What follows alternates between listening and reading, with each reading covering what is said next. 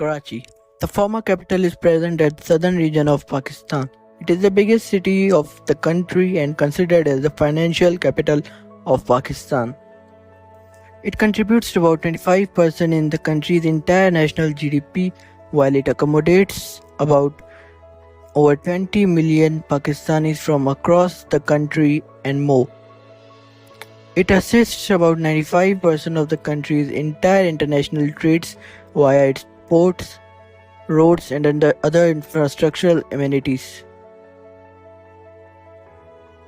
In recent times, it has faced serious flooding problems due to heavy monsoon rainfalls, which has caused transportational issues and other huge problems in the entire city.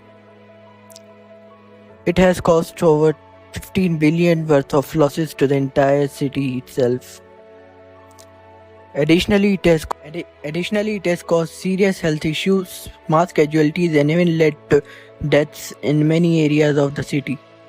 Yet it is expected to increase by 20 to 30% in the next 10 years, as predicted by World Bank and other reputed sources such as UN.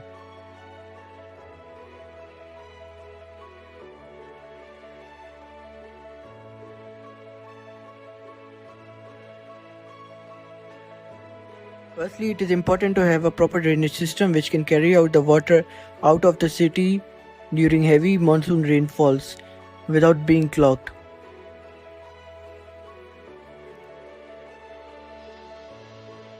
Karachi has 7 districts, due to which it has multiple municipal corporations and a solid waste management board, which create uncertainty in their individual roles.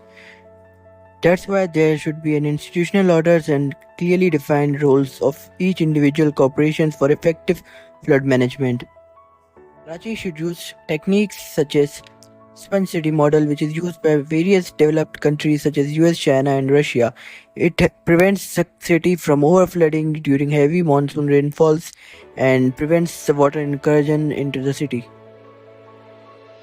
The mangrove restoration is another important adaptation to prevent the city from overflooding during heavy monsoon rainfalls as well as coastal flooding.